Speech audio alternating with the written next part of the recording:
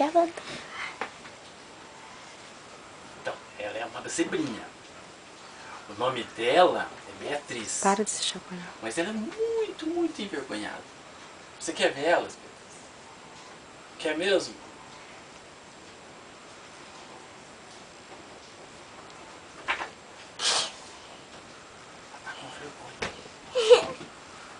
O nome dela é Beatriz. E falaram que o nome dela é Beatriz, a zebrinha sorridente. Por que será que ela é sorridente? Por que você é sorridente?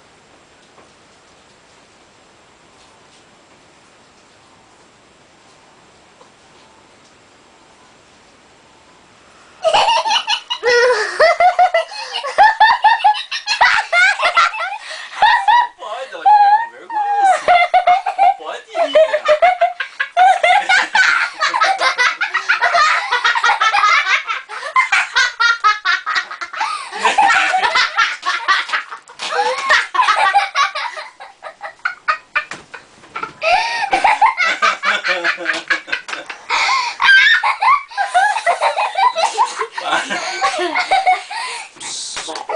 Beatriz, você quer conversar com elas? Não? Por quê?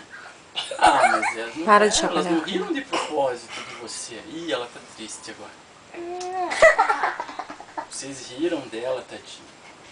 Quero ver a Beatriz. É porque você tem uns dentes bem bonitos. Não é, meninas? Não é por isso que vocês riram dela?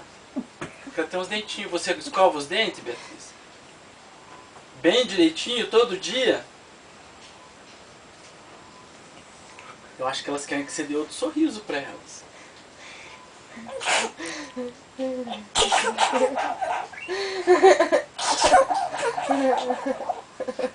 Eu não sei mais o que falar.